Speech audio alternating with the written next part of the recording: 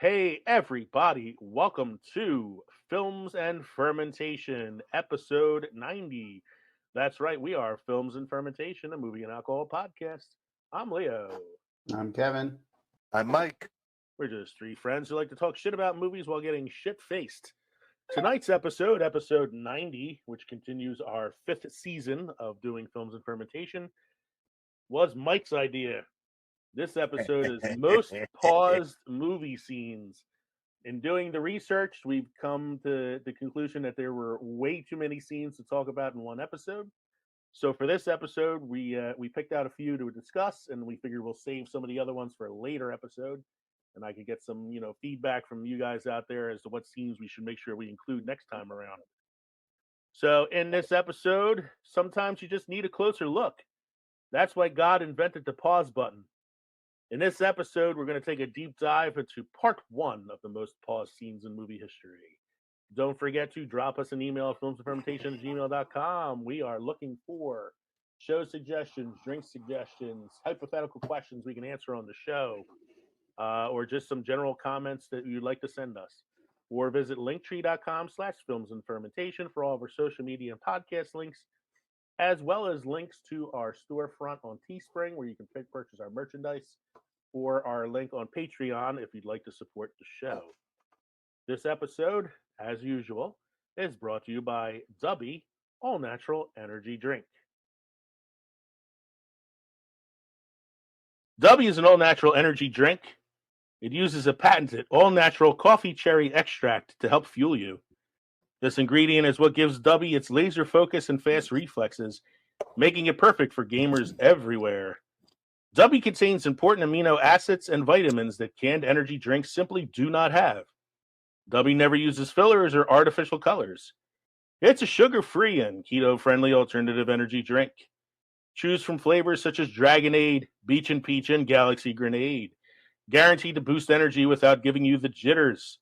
Go to dubby.gg to order today. Use the promo code FILMSFERMENT and receive 10% off every order every time. Dubby, be better. Dubby! .gg. All right, gentlemen, what are we drinking this evening?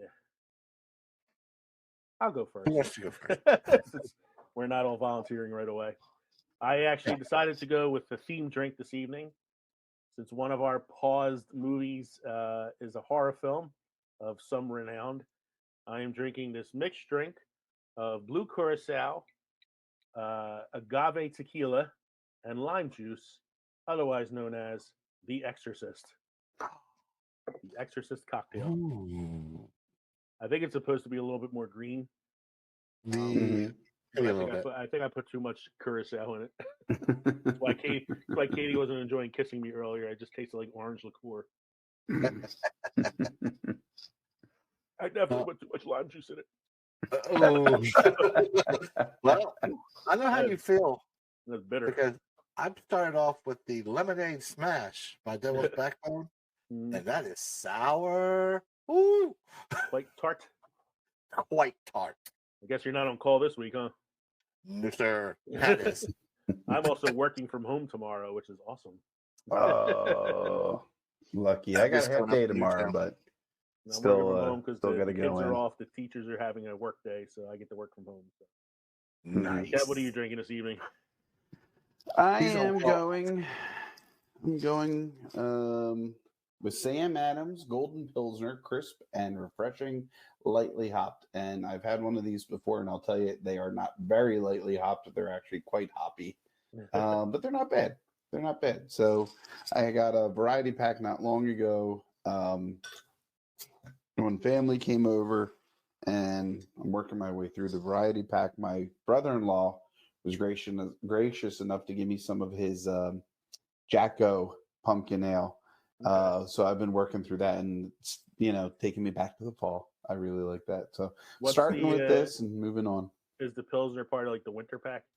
It is, yeah. I was kind of they replaced the winter lager. It's the Cold Snap, their original Boston lager, their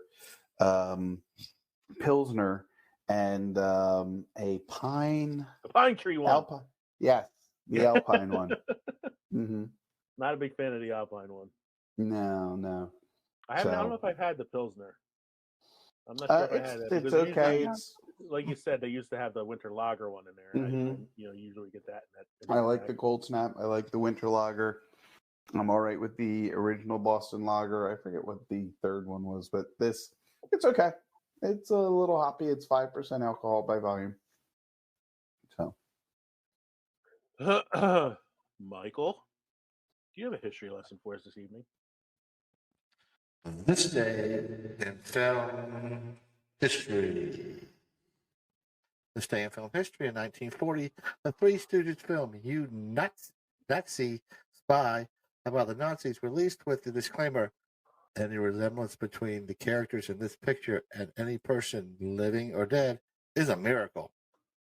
All right. So when I saw that this was one of your facts for today, I was like, I don't remember this episode too much. I'm gonna watch this. I actually watched it during my lunch break today because it was only like it's only like a 20 minutes short. So I was like, oh, I could kill that during my lunch. And man, it was a weird episode. So it's about a country called Moronica that was at peace for so long that the weapons manufacturers weren't making any money anymore. So they decided to manufacture a war in order to make money. And so they named Mo, Larry, and Curly the co-dictators of Moronica. The Makes first thing that Mo does is accidentally put some grease under his nose to make him look like Hitler. Larry or Curly is the Minister of Defense. He's got like awards, like the medals all over his jacket, and then he turns around in one scene and there's medals all over the back of his jacket too. And the whole thing is them like they start this war to make money, and then they start getting like carried away. It was so like bizarre. Like it was like kind of making a statement about Nazis, Right. but at the same time was just like really like I don't know how to describe it. It's so weird. So and then they get eaten by lions at the end. So I get Mo, looking like Hitler. Was Curly supposed to be not Stalin, Mussolini? I guess because he was kind of dressed like him because he had he was the very deal. And okay. and Larry was the minister of propaganda, so he would have been like Goebbels. Japan. Yeah, Japan. I think he would have been like what's his name, the second in command, Goebbels. Oh yes, yeah. So I think it was like it was something like it was so weird though. But like talking about paused scenes, I had to pause it at one point because they're looking at a map on the episode, and the map is a map of the continent that their country is part of. So the country is Moronica, which is right in the middle of South Starvania. And the other countries in this continent are Aspirin, Hangover, Dazzle Lake and Razzle Lake, Jinrikia, Vamica, Bologna, Double Crossia, and then there's a hold on a sec, Double Crossia, and then they have like names of the oceans and the seas around the country. So it's the Look Sea, the Sea of Biscuit, the Bay of Rum, the Bay of Window, and then the country right below them is called Mickey, Finland. Mickey, Finland. Yeah. So I was like, I had to pause it so I could see the name of all the countries in this continent. It is a weird episode. Yeah. So, Mike, you got a couple more for us, right? I do. In 1992, the Nature Boy, Ric Flair, became the WWF champion at the Royal Rumble, and Roddy Piper beats the Mountie to become the WWF Intercontinental Champ. I got an addendum to that fact, Mike, because we're wrestling guys. Yeah. I think it was about 10 to 15 years later when Ric Flair and Roddy Piper won the tag team championship belts together on Raw. And what's your last fact you got there? In 2001, cult film Donnie Darko, written and directed by Richard Kelly, starring Jake Gyllenhaal, premieres at the Sundance Film Festival. One of the strangest films I've ever watched. It is strange, but it is intriguing. I do. If it comes on and I haven't seen it in a while, I'll watch it. I think you could probably say the first time that the rabbit shows up is like a paused scene. Mm-hmm. Probably. What's the rabbit's name? Is it Frank? I think so. Frank? I think it was Frank. I don't remember. It's been a while since I watched it too. But I think it was Frank the bunny. Yeah. What's your fun drink fact for this evening, there, Mike? Fun drink fact. Oh, here we go. That's another one of those must-try beers. This one is Sunshine Pilsner by, what's it? Trogs. Independent Brewing, Hershey, PA. Oh, Trogs. Trogs, yep. Trogs, yeah.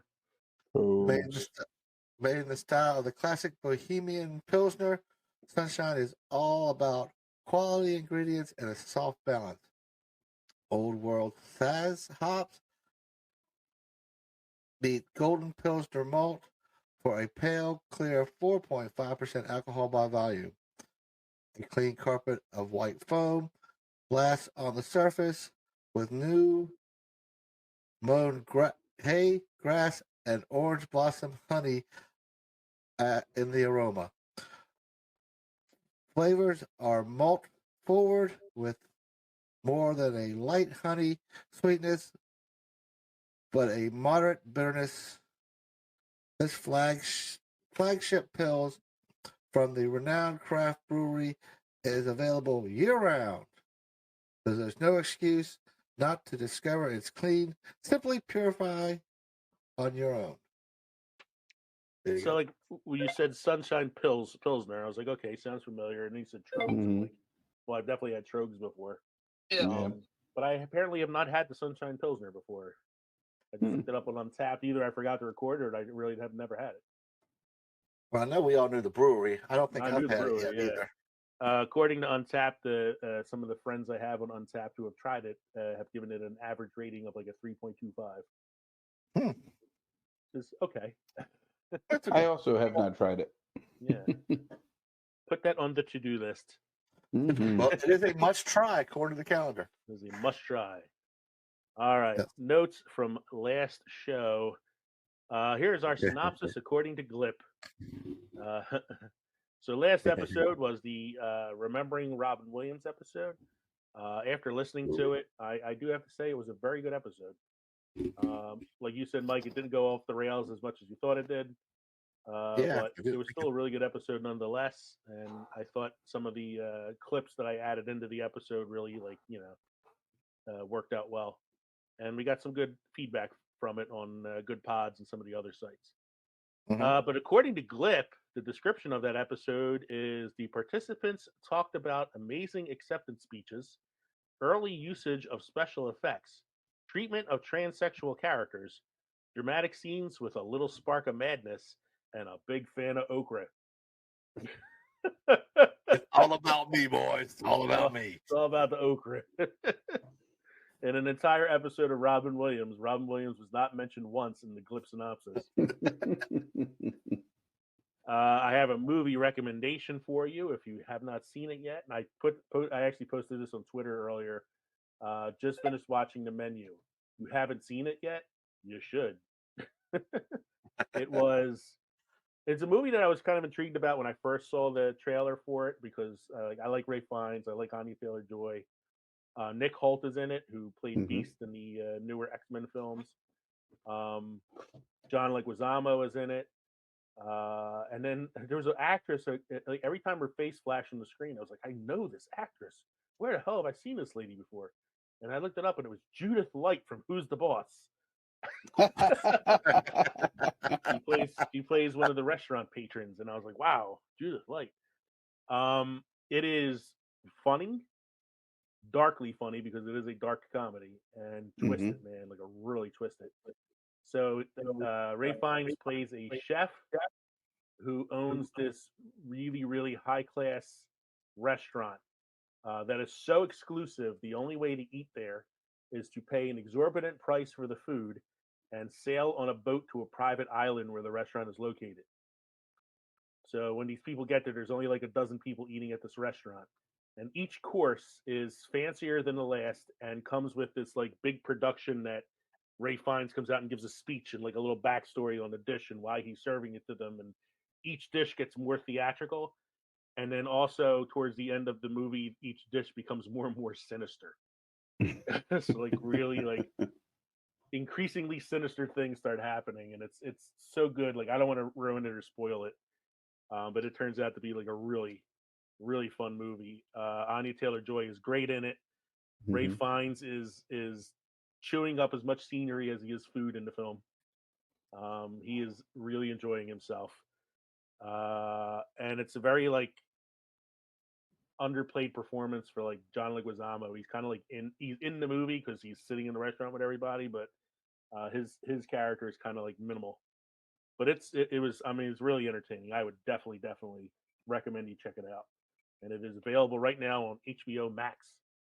And Kevin, you have a movie avoidance. I do have a movie avoidance, and um, I'm a sucker for superhero movies. We all are. I'm a DC fan at heart. You know, I do love the Marvel universe as well, but I keep hoping for DC to do it right. And it launched on again HBO Max, and I was like, okay, so I'll give this a shot. I'm glad I'm not paying money for it because it didn't intrigue me in the theater or when it came out in theaters to go see it. But I watched Black Adam. It was a tough movie to sit through. You mean The And Rock? I mean, look, I don't mind The Rock. The Rock can pull some things off, and I know he's got he doesn't have a lot of range, but I can still enjoy a performance by him. But I just maybe it's just the whole. And again, I have to say I don't know Black Adam from Adam. Um, no one got that. But it was so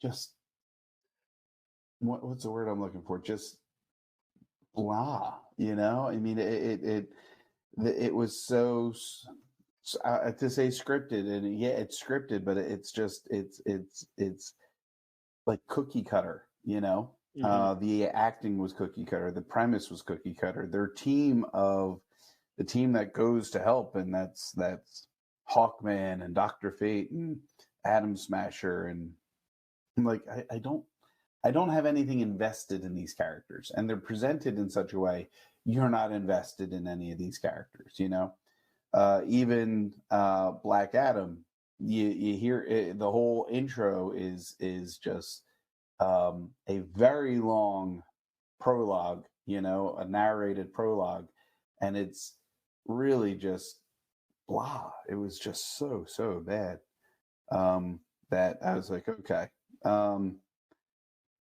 I'm going to miss Henry Cavill as Superman. I like the little flash of him. I'm not spoiling anything now. Everybody knows Yeah, that it's he makes it's a on little YouTube. appearance. Yeah. It's all over But the place. I am going to miss him portraying Superman. But I kind of think that if this is the last movie to wash the plate clean, you know, and to start fresh with DC, then I'm okay with it. It's funny, like I was just about to like say that too, and you said the Henry Cavill thing. Like they they went out of their way to make that after credits scene with him Yeah. as Superman facing off against Black Adam, only for James Gunn to come out a week later and say, "Well, we're not using Henry Cavill for the new DCEU." Yeah. Yeah, and look, I know that Matt Reeves is still doing his own Batman, you know, a side Batverse or whatever that is.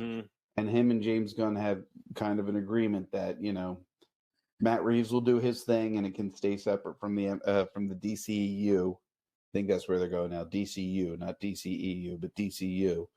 And they kind of have that agreement in place, so That I was don't know. actually one of the hypotheticals we got was should Matt Reeves Batman be part of the DCU? Mm-hmm. And they've already got the Flash in the can, you know. I don't know what they're going to do with that. And that's the It's one that's going to be a supposed flash to in the have. pan. Yeah, Flash that's in the also the one pan. that's supposed to bring Michael Keaton back as Batman. Yes, and he was Flash supposed to film. also have a link to. Was it Batgirl?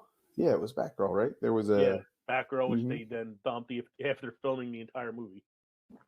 Yeah. Yeah, I mean, They're such they a have no mess. clue what they're doing over there. Come on. I agree with you, Ken. Like I love the Marvel movies. I grew up a Mhm. Batman fan. Yeah. Like Batman was my favorite comic book growing up. So I've been disappointed by like how because shitty these DCU's been.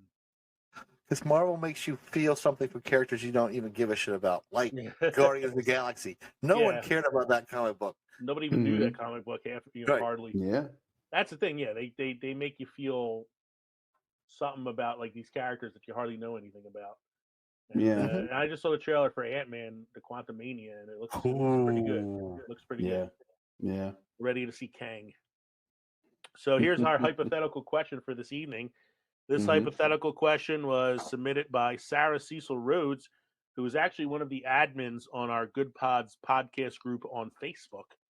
It's the same podcast group from Good Pods, but we have a Facebook page now as well. And she and Austin Boyer are one of the admins for it. And she gave us this hypothetical question. What movie stuck with you long after you first watched it? I didn't even have to think about this one. The first one that popped in my head as soon as I read that question was Schindler's List. Mm. Mine would be Godfather. Godfather. Godfather. That's good. Oh God, which movies? And we're not saying like, no. Like It's Okay. stuck with you. you couldn't stop thinking Yeah. about it for a while after you first saw it. Yeah. I'll tell you what. So Schindler's List for me because I saw it in the theater, and Yeah. it's one of the weirdest experiences I had because after the film was over, nobody left the theater for a while. It was just quiet. hmm People were just sitting there during the credits, just like kind of taking in what they just watched. Yeah. And that stuck with me for a long time because that was 90 something when that movie came out. But Yeah. I would have to say this movie I just talked about, The Menu, has stuck with me since I watched it last night. Like I really want to watch it again because it's kind of like in my head now. I think I'm leaning towards Saving Private Ryan. You know. Okay. Yeah, And I would think the agree with that reason one too. what it sits out with me, I mean, we saw it as a family, which, we were all older, but to see it as a family. And I remember watching it and we're sitting in the row and I'm looking over and my mother is sobbing and weeping for the first 20 minutes, and just to go through the entire movie and to see how well it was done and how touching it was. And just, I don't think I've ever seen that happen before, and yeah, we've seen my mother cry at movies. I've cried at movies, but just to watch that effect within the first 20 minutes of a movie based on how he did it. I mean, still Spielberg, Mm. And I got two other ones that popped in my head just now. Well, I felt the same way with Kingdom of the Crystal Skull, too. I cried for the first 20 minutes. 20 minutes. Yeah, so that's horrible. with you for a whole different reason. I thought of Shawshank Redemption.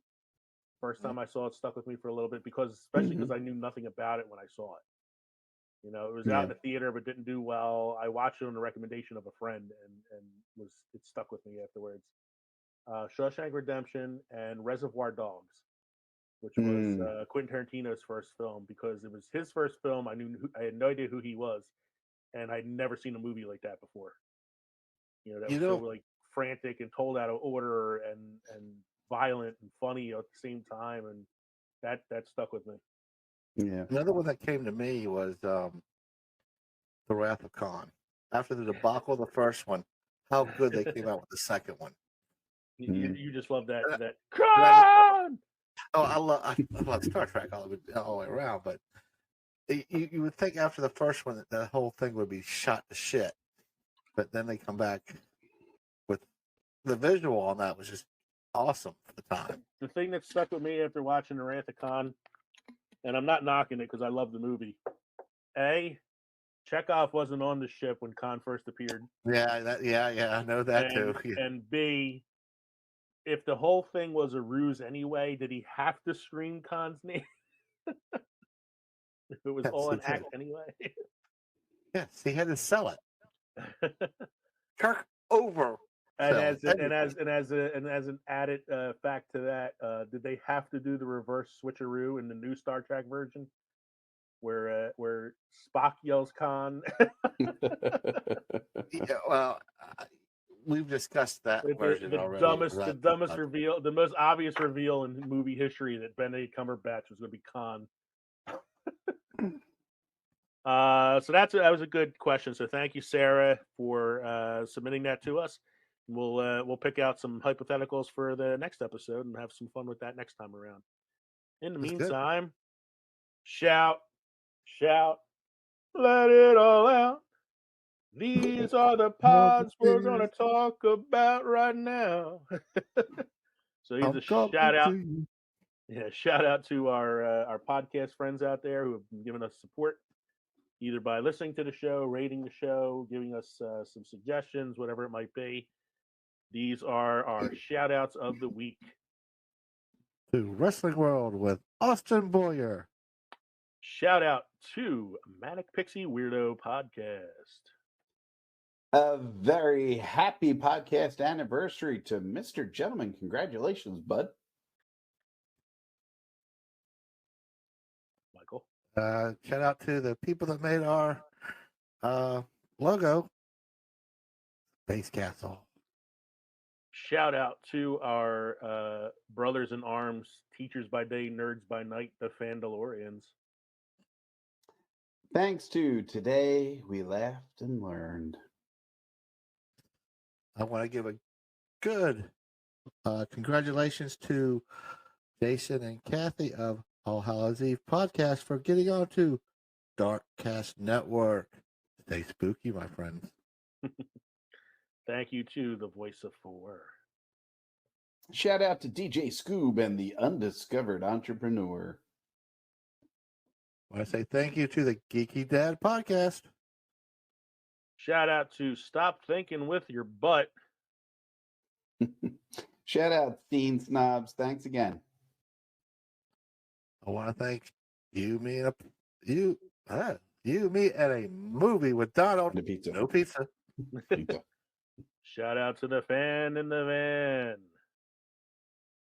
And a big shout out to Wayne and Recasted 2.0. Thanks a lot, guys. All right. Thanks to everybody out there. Like Mike said, congratulations to All Hallows Eve for getting on the Darkcast Network. It's a major accomplishment right there. Our main segment, as usual, is brought to you by Newsly. Newsly is an all-in-one audio super app for iOS and Android. It picks up the most trending articles on the web on topics you choose at any given moment and reads them to you in a natural human voice. For the first time ever, the entire web becomes listenable, all in one place. Follow any topic from sports, tech, business, science, even Bitcoin. It will find you the latest articles and read them to you aloud. And they have podcasts as well. Explore trending podcasts from over 80 countries. Our podcast is there too. Download and use Newsly for free now from www.newsly.me or from the link in the description, and use the promo code ANDFERMENT to receive a 1 month free premium subscription. Stop scrolling, start listening. Newsly! .me. So our main segment this evening, as I said at the beginning of the show, is most paused movie scenes. And it's funny when Can we take a minute just to appreciate the conversion of analog to digital media in terms of movies? Because trying to pause that sucker on analog, man, was that tough. I mean, it really, the flicker of the screen, sometimes you missed it. On the old VHS tapes. Then we go on DVD and it's frame by frame by frame. You know, what's something about the analog too with the VHS tapes is if you did the rewind, fast forward, and pause enough times, it started to wear the tape out. And then it became very obvious when watching the video where you were pausing it. So what's the scene in Stranger Things season 4? It's like she paused at 1 hour and 50 minutes. If you're pausing an hour and 50 minutes in Fast Times at Ridgemont High, got a new drink there, Mike. I went to the Orange Smash. Mm-hmm. So I like the Orange Smash. I need to get you two guys over here again so you guys can try the bourbon one. I still have one bourbon one left, and it's Bourbon calling Smash. my name. Yeah. I have that. I have that raspberry porter thing that I told Kev I was saving for him. Yeah, that's still sitting in my fridge. And I got something. I got a couple today. things in my fridge. Yeah, you guys. I got a. That's your big boy. But I'd really like to do that with a fire pit. I think that needs to be probed. Giggity. So our main segment this evening is most paused movie scene. And it's funny, when I was doing the research for this, for the most paused movie scenes, it's amazing how many of the paused movie scenes are like, nude.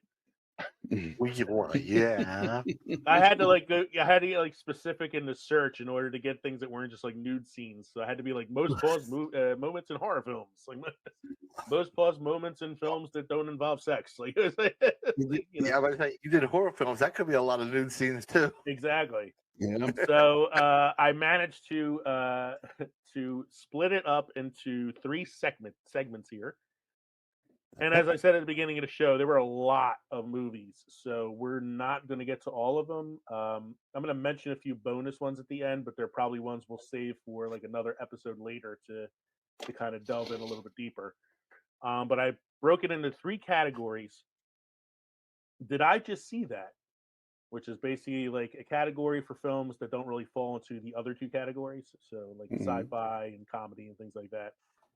The second category is nightmare fuel. So these are all pause scenes from horror films. And the last one is pretty self-explanatory. Boobies, butts, and dongs. Oh my. Oh my. So for those of you watching on YouTube, I'm going to share my screen right now so that I can show you guys the Boobies. pause scene. Yeah. So let me know if you guys see what I'm showing here. Yes. No, I have it on 2 screens. you have it up on your screen too. Yeah, I have. So I'm sharing with you my screenshots from some of the films that I picked out for these different categories. So starting with, did I just see that? And right off the bat, hopping into one of my favorite films of all time and one of my favorite bloopers that just happened to make it into the film. Star Wars Episode 4, the Stormtrooper bumps his head. So, aren't Stormtroopers supposed to be all the same size? Aren't you, I bet he wishes he was a little short for a stormtrooper. Yeah, are you a little short for a stormtrooper? It's those blast doors, those blast doors. They either jam up or they don't open or whatever. Open the blast doors. Open the blast doors. Mm-hmm. Now, what I really would have liked is if that stormtrooper had made it into episodes 5 and 6, and you could tell it was the same stormtrooper from having an indentation in the helmet. I think that would have been awesome. A nice little Easter egg, Yeah. So we have, and it's funny. I said this earlier during the pre-show. Like once you see that, you just went psychedelic, man. You went psychedelic on us. Yeah, we got all sorts of it's all shit transparent, and there's shadowing and. Okay, let me stop sharing and redo that then. I was trying to do this because there's a way of sharing it where I could still see your faces on the screen. I see all of your faces on the screen at the top. Yeah. So let me do it window-wise. Maybe you need to invest in another monitor. Is that better? Yeah. Oh, that's great. There they are. They're back. There we go. So that was that one. And I said, once you see that, you can't unsee it. Every time I watch a movie now, I specifically wait for that scene. Keeping in line with Star Wars, we have Star Wars Episode 1, Senator E.T. And I know the picture's a little dark there probably, but that is there. The Senate seat during I think this is the scene where they take out the Chancellor and name Palpatine the acting Chancellor. And a vote of no confidence. Vote of no confidence in Chancellor Valorum. And there you have the ETs, who are apparently senators in the Galactic Senate. Or as Lucas has said, they're called the Grellbergs or something like that. They have like a weird. Yeah, it's Spielberg spelled backwards. It's Spielberg spelled backwards. Yeah. Yes, that's the name of their race, and it all goes back to the original ET when ET saw Yoda and waddled up and said, "Home, home, home." Yes. Next one I got here, I have Fight Club. Every time Tyler Durden appears in the flashback, I couldn't really pick out a picture, for that one because there's just so many moments where it's both Tyler Durden and the narrator character that Ed Norton plays. But if you watch at the very end of the film, they do that little flashback sequence where he thinks about all the moments where he saw Tyler, and it's just like him by himself, like hitting himself or doing whatever. But then there are moments. Go ahead, Kev. Go ahead. I was just going to say, when you put this up, I thought, oh, he must mean the scenes where it was the one frame in the movie that people tried to like pause it right when the Tyler popped up in that frame. That's what I was just about to say. That there's a lot of that in the film where like either Tyler Durden's popping up in like single frames, or there's something else like spliced in there, because there is I could have put this on the boobies, butts, and dongs list too, because at the very, very end of the film, right as the buildings are blowing up, there's a single frame of a dick that pops up on the screen and then pops off again. And it's like, it's one of those ones like you got to pause it to catch it because it's a single frame, so it happens real fast. Then I have Deadpool 2. Tyler's Return. So long, Vanisher, we hardly knew you. As, of course, the Brad Pitt cameo. If you didn't pause it, you couldn't see that it's Brad Pitt. It was so quick. Is he coming back for the next Deadpool like Wolverine is? He's dead. Vanisher. Don't you remember the scene after that is his burnt corpse falling to the ground in the background? I just love it. Like, you don't see him because he's the Vanisher, and then the one time you see him, it's like one of the most recognizable stars in Hollywood, just doing a solid. It's in the look on his face too. Mm-hmm. And I remember like seeing like the behind the scenes footage for this, and it's like him doing different faces to try to get the right one for it. And here's a good one: 3 Men and a Baby, The Ghost Boy. Ghost Boy. I remember when this came out, how like, because now we're talking like well before 87, 88. Well, we're talking well before the internet. So what you have is a rumor that gets spread by word of mouth, basically, and takes on a life of its own. No pun intended.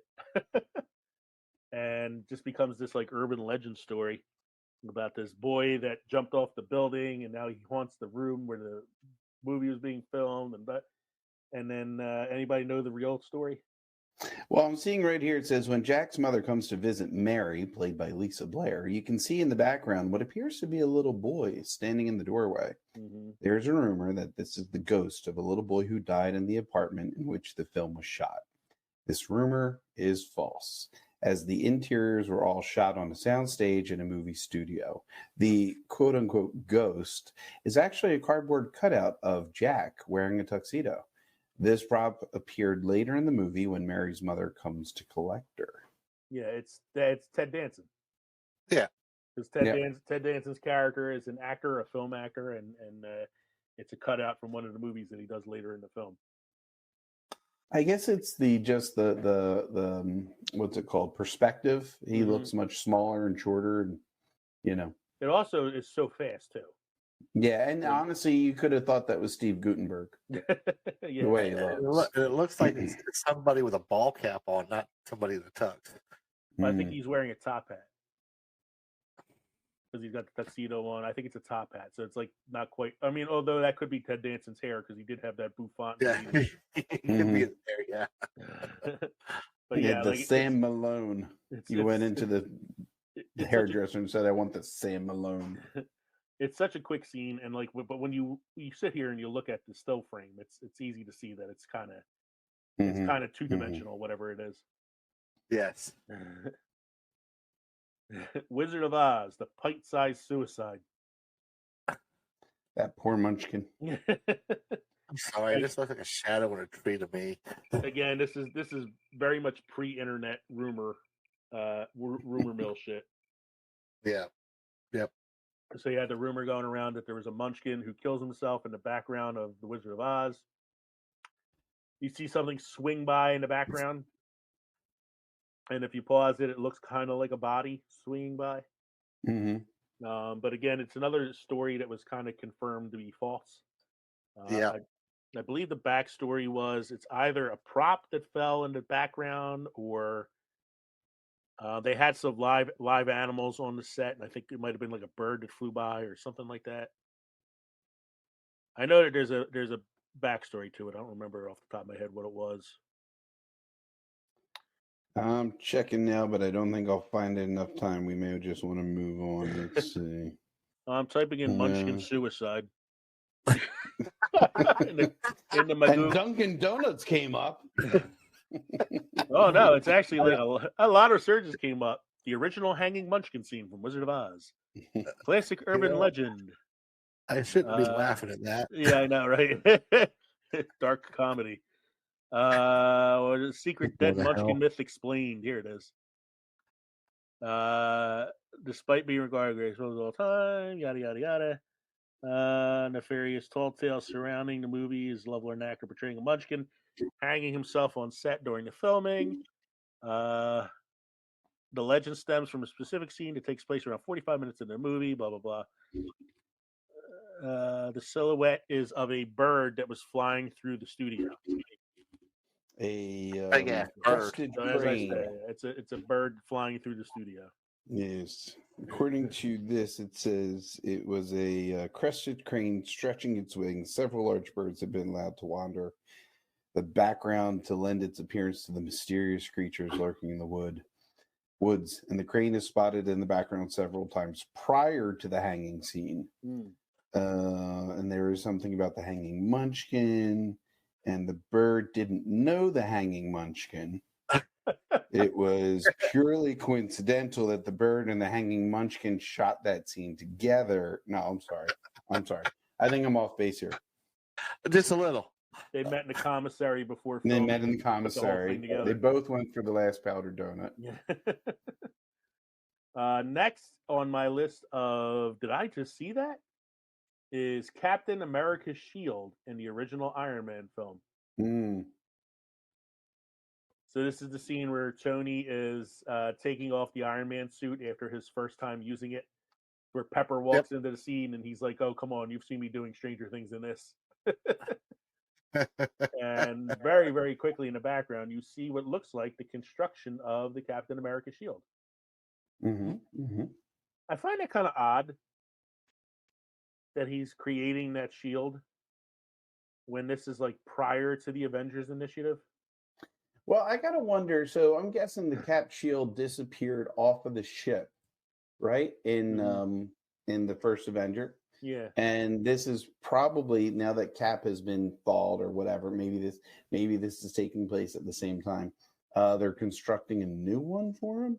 Well, I mean, okay, yeah, I guess that makes sense because Stark Industries was a weapon manufacturer at first. So maybe he was upgrading the shield for Captain America. Wasn't the shield also supposed to be seen? It was a scene cut from the Incredible Hulk, but wasn't it also like something that you saw frozen in the ice in the Incredible Hulk, but they deleted that scene from the actual movie? Yeah.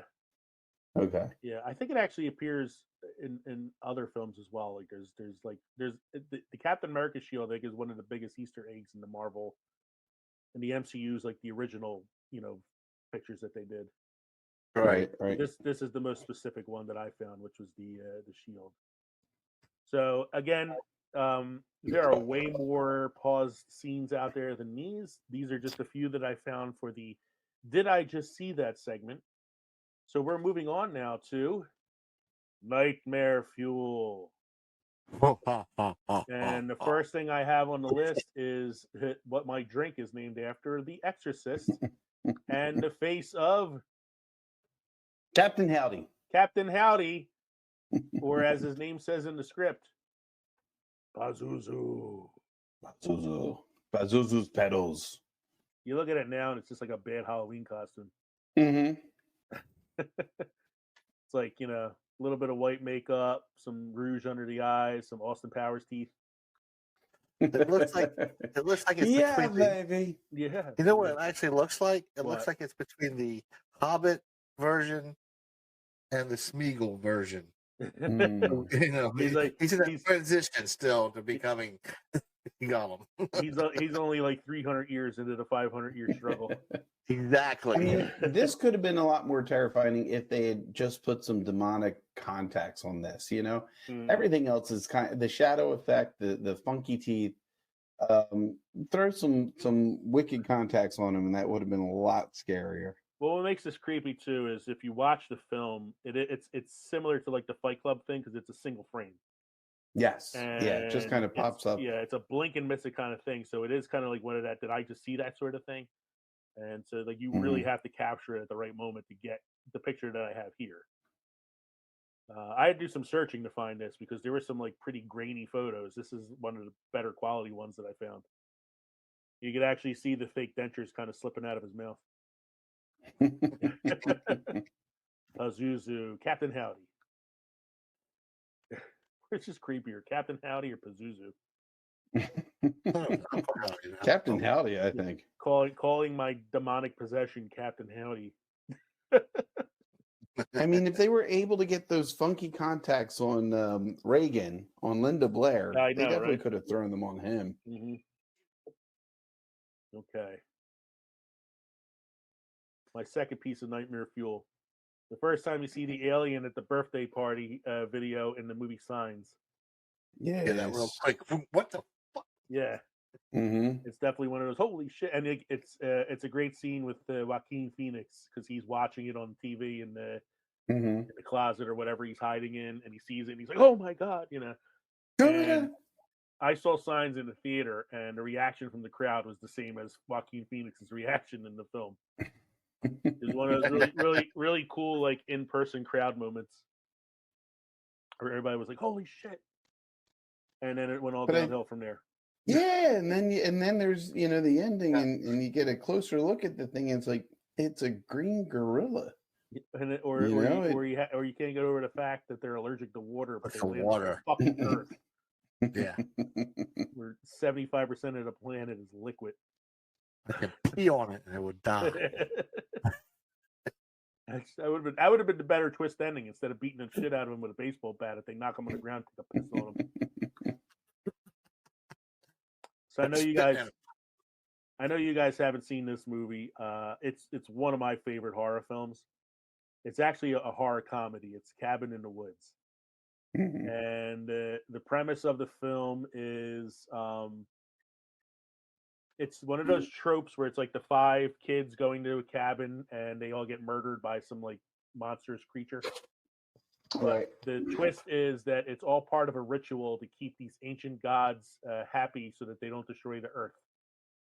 And so it keeps cutting away from the kids in the cabin to these people working in this like office building where they're trying to control the situation. And one of the things is that the kids in the cabin have to choose how they're going to be murdered. And they do so by playing with like these objects that they find in the cabin. And the objects will release one of the beasts on this this whiteboard that you see in the picture. And they're having an office pool to see which creature is going to end up killing the kids. Oh God. And so if you pause it, you can see like the different creatures that they could possibly have attacking them, from werewolf to alien beast to mutants, wraiths, zombies, reptilians, clowns, witches, sexy witches, demons, the Hell Lord, the angry molesting tree, which is from Evil Dead, the giant snake, goblins. Yes, is this a Sam Raimi? This is a Joss Whedon film. Oh, yeah. Joss Whedon's a big fan of Sam Raimi, so there's like a lot of throwbacks to that. Kevin, which is actually Elijah Wood's character from Sin City. The Mummy, The Bride, The Scarecrow, a Snowman. I would love to see the Killer Snowman. Dragon Bat, Vampires, Dismemberment Goblin, Sugar Plum Fairy. The Sugar Plum Fairy is fucking frightening. You see the Sugar Plum Fairy in the movie. The Merman, the Reanimated Dead, the Unicorn, the Huron, the Sasquatch, Wendigo or Yeti, Killer Dolls, Killer Doctors, Zombie Redneck Torture Family, Jack-O-Lantern, Giants and Twins. Oh, God. And so it's funny. So the one that actually ends up getting picked is the Zombie Redneck Torture Family. And in this scene, this woman here is going, but I had zombies. He goes, yes, but it's Zombie Redneck Torture Family. She goes, well, what's the difference? He goes, two different species. It's like the difference between an elephant and an elephant seal. It really is. It's a really funny movie that has some really cool like horror tropes in it. You got a great performance from Richard Jenkins in the film. It's one of Chris Hemsworth's first movies. He plays one of the the kids in the cabin. It's a really funny movie, and a lot of like Josh Whedon regulars are in it, like some of the actors from like Angel and Buffy and all that. Cool movie if you ever get a chance to see it. Psycho is the next one I have here, and it's the skeletal frame, which is the very end of the movie. Yeah. After Norman Bates has been captured, and he's doing his little monologue in the voice of the mother. Well, think about how long after that movie was made until you could actually pause it to see it. There was no pausing back in the day. Well, you had stepped away to get another drink, and Kevin and I were kind of talking about that, like analog versus DVD. Like, how hard was it to like pause that scene back when you had to do the VHS tapes? And it was like you had to rewind, fast forward, pause, rewind, fast forward, pause, and then eventually you wear the tape out. Yeah, You got the pause play in slow mo. Yeah, that was cool when slow mo first came out. Yeah. Now, but yeah, like you said, like if you saw this back in the theater in the '60s, it was probably one of those. Wait, did I just see what I saw? Moments. Yeah. Yeah. There's also like 20 years later, you get to pause it. Yeah, but it's not a great picture. I was had there's another like still shot I had a hard time finding, but you can kind of see like the outline of the skeleton around his lips there. So one that I wanted to include, but I forgot to, Kev, was the one that you had said from Insidious, which is the red demon that appears behind Patrick Wilson in that one scene. Yeah. But I think it's a good one, but it's definitely one we can save for later because we're probably going to end up having to do a second one of these at some point. Anyway. Well, we'll talk about it the next time. I just love the way it's revealed, the camera movement. It is one of the best ones. One of the best, like it's a jump scare moment and a pause the video moment at the same time. So that takes us to our final category of the evening. The category everybody thought this whole episode was going to be. That's kind of what it was going to be like if I didn't do some more like specific searching. Boobies, butts, and dongs. Oh my! That's what my wife was saying. She goes, "I said we're doing pause moment." She goes, "Oh, so you're doing boobies on screen?" Oh wait, it's not just boobies. She goes, "Oh, bits too." I said, "No." Katie said Sharon Stone. Well, that's she said. Katie she didn't know that one. Katie I was like, what's your subject this week? I said we're doing most pause scenes in movie history, and she goes, oh, like Phoebe Cates coming out of the pool in Ridgemont High. I said, yeah, exactly, like Phoebe. I was like, that was like the inspiration for the episode.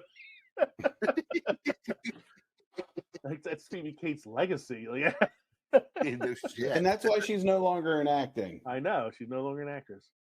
But yeah, so boobies, butts, and dongs. Oh my! Starting with Dirk Diggler reveals his wiggler. So this is the final scene of Boogie Nights. I had to blur it out for YouTube. It is, of course, a prosthetic penis. Not according to Mark Wahlberg. Yeah, Mark Wahlberg would have you believe he has a 12-inch dong, but it's prosthetic.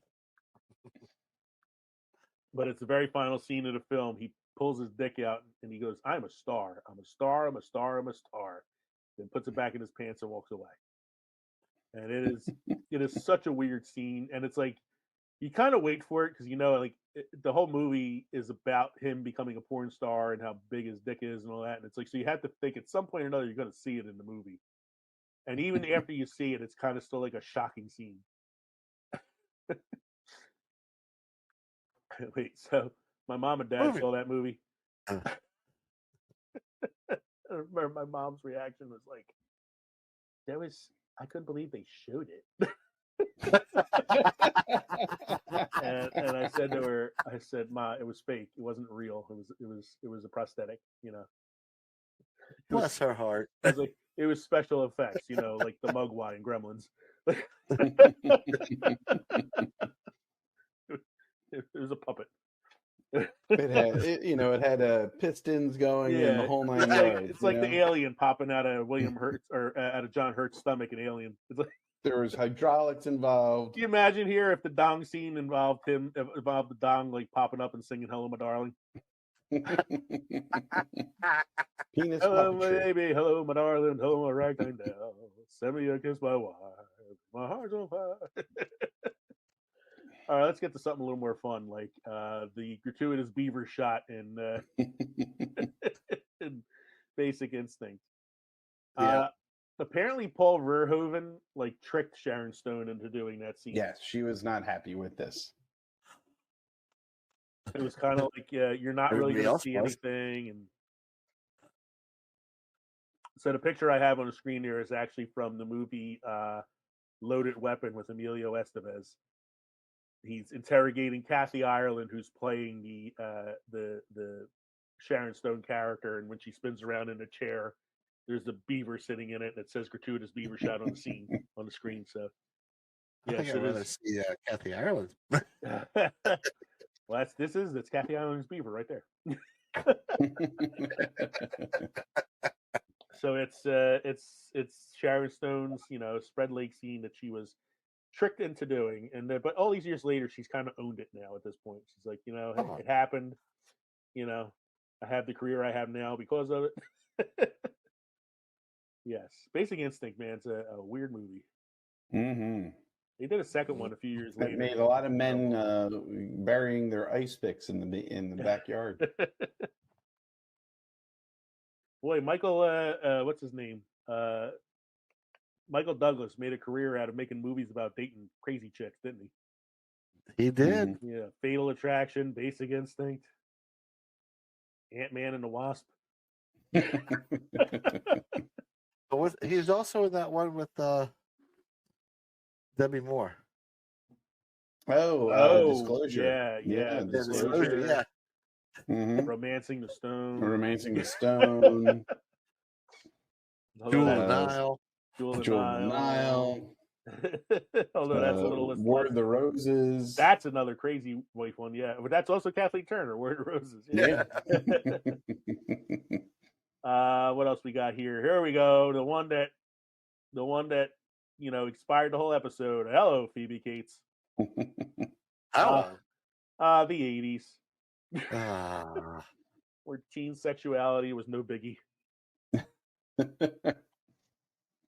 You got to include a boob scene if it's a teenage 80s movie. Yeah, it's a teen comedy. Where are the titties? It doesn't have to be a teen comedy. Remember Airplane? Yeah. Remember Airplane, Porky's, Revenge of the Nerds, Fast Times at Ridgemont High, Teen Wolf. Even Ghostbusters had a ghost BJ scene. It did. But yeah, we go Phoebe Cates, man. Talk about an 80s crush. Uh-huh. Mm-hmm. American Pie. Oh, Nadia. Not as good as Phoebe Cates. I don't know. I think Shannon Elizabeth could have gave her a run for her money in the 90s. Mm-hmm. I'm just talking about the shot. Yeah, dude, this was impossible to find an edited shot of. Like, Jesus. I was like, man, my Google search history over the last few days. Yeah, man, your algorithm is going to be my algorithm's all over the place right now, especially after. Please tell me you weren't doing this at work. No, come on. Especially after researching censored pictures of Margot Robbie. Speaking of censored pictures of Margot Robbie, thank God for Margot Robbie. Oh my Lord! So I have two scenes for her from Wolf of Wall Street. There's this shot here, which is the first date she has with Jordan Belfort, which is the Leonardo DiCaprio character, and she walks out of the bedroom full frontal nudity. And I remember her talking on a talk show about it, about how she went to the premiere of the film with her parents and didn't tell them about this scene. Oh wow! But this is the scene that shot her to superstardom. And then there's a scene later in the film here where she's teasing him in their kid's bedroom, and she supposedly has no underwear on, and she's like spreading her legs and then he shows her there's a security camera above that's recording them and all that, and you don't really see anything in that scene, but it hasn't stopped people from pausing it trying to see something.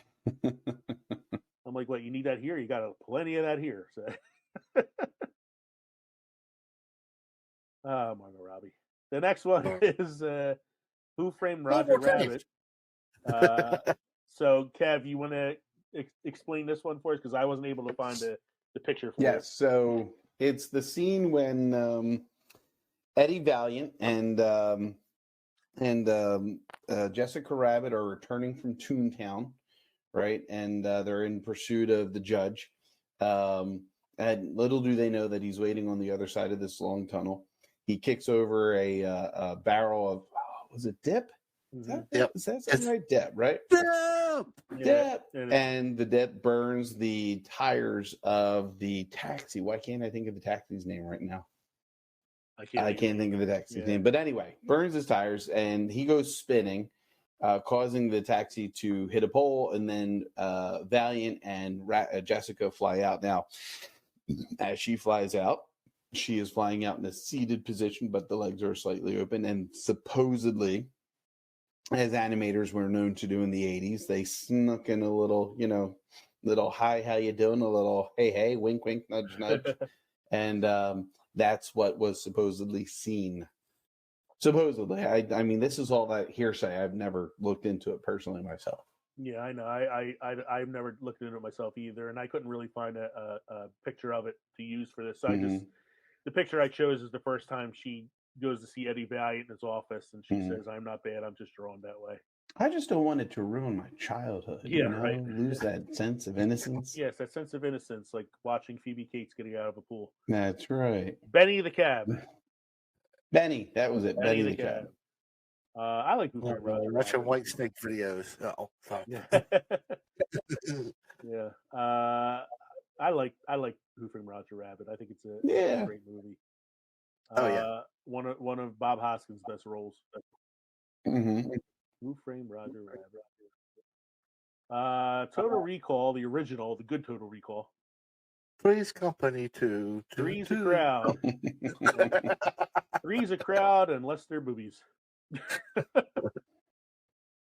I just watched this recently, just for shits and giggles. I'm thinking it's Three's Company, though. It's hers and his. Three's Company too. I think the scene when the cab driver got. Speaking of Benny the Cab Driver in Total Recall. Stereotype is he's feeling her up, and she's like, "What do you think?" And he's like, "I wish I had 3 hands." And that's an iconic scene, man. Another Paul Verhoeven insanity fest. And this is the last one I have on here: the 7-Year Itch, where an icon is born.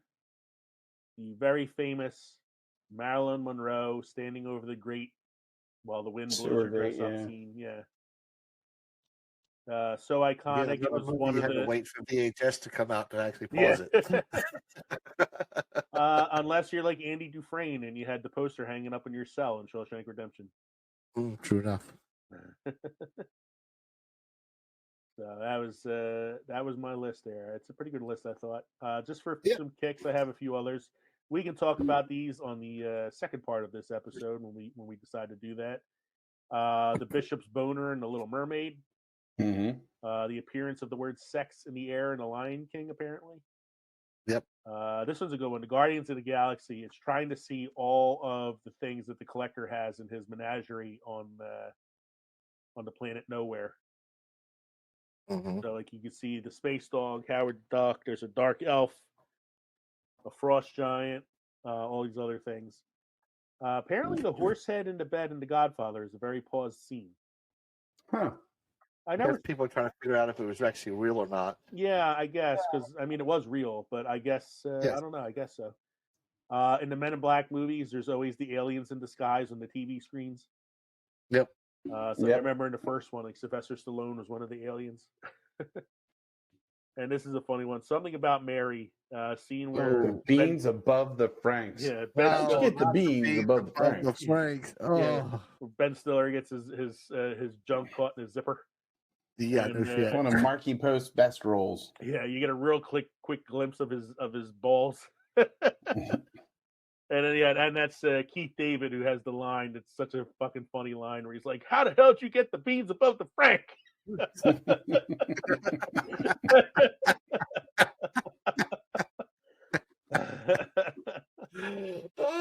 There's so many movies that I have to rewatch that I haven't seen in so long. It's probably one of them. That's what summers are for. That's what summers are for. Yeah. That is our list for this evening. If you have any suggestions out there of scenes that we should include the next time around, we're not doing this next week. We'll do this sometime in the future.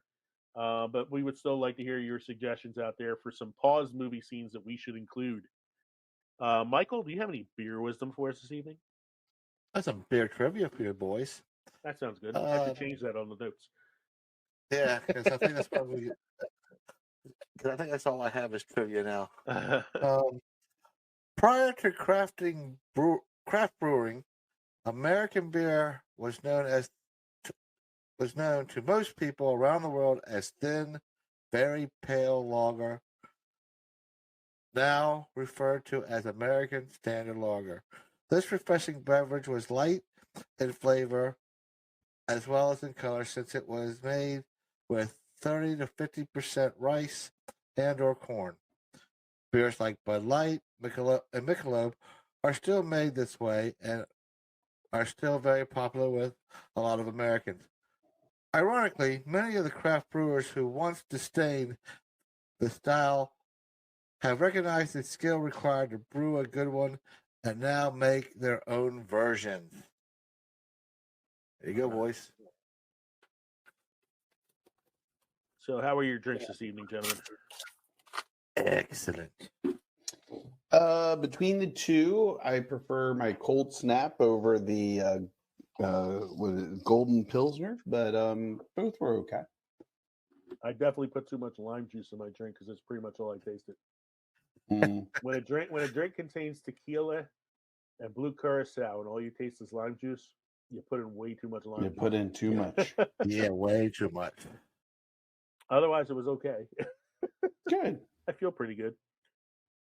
So thank you for joining us tonight for episode 90, most paused movie scenes. So thanks again for joining us for episode 90, most paused films in movie history. We hope you enjoyed listening to this podcast as much as we enjoyed recording it for you. Don't forget to send us an email at filmsandfermentation@gmail.com. Again, please send us your suggestions. You can visit us at linktree.com/filmsandfermentation to find all of our social media and podcast links. If you'd like to support the show, remember you can buy our merchandise at teespring.com, or you can become a patron at Patreon. Don't forget to stop by the crossroads between pickled and fermented next week for episode 91. Next week, we're going to be talking about black and white films. And what we're going to be doing next week is each of us is going to choose our 5 favorite black and white movies and discuss why we like them and if they are classic or modern or whatnot. But movies where color doesn't matter. I'm Leo. I'm Kevin. Mike. Don't forget to pick out your favorite pause scene for this podcast if you're watching us on YouTube. It's usually the scenes where Kevin's showing off the pretty. Kevin brings the pretty. Cheers, right. everybody. Cheers. Cheers. See y'all later.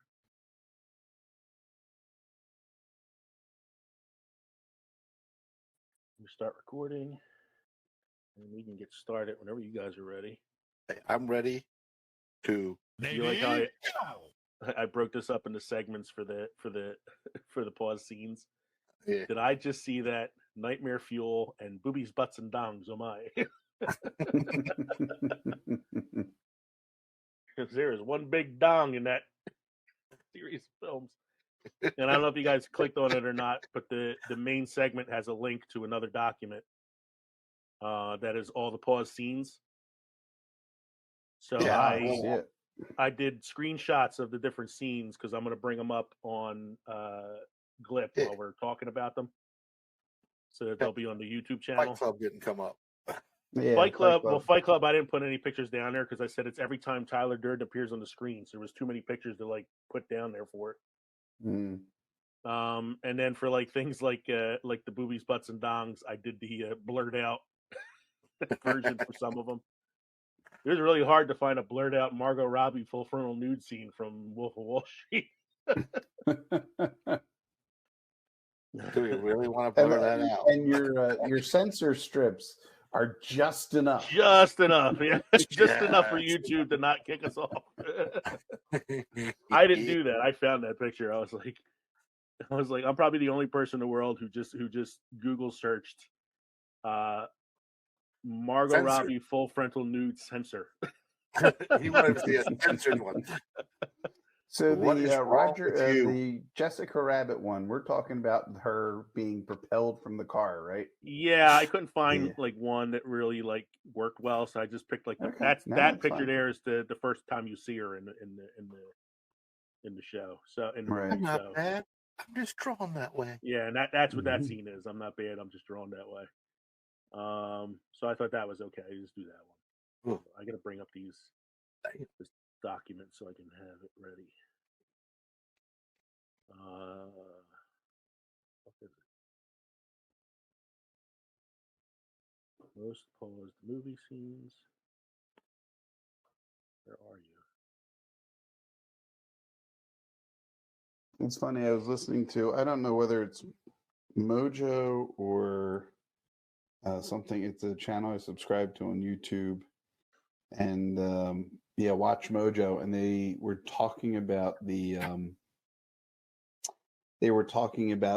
things that are revealed that you see in the Star Wars movies, but you don't notice them until like many, many, many years after the movie comes out, and the whole ET thing was brought up.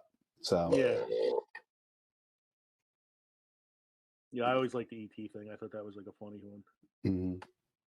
So, all right, I'm ready to go now. We didn't do the Star Wars. Let's pause the Han shot first. Well, that's not really. It's hard to pause a scene where that much is going on. the stormtrooper bumping his head. Once you know it happens, you can't unsee it. So it's like a very noticeable thing every time you watch the movie now. So I'm ready when you guys are. Do it.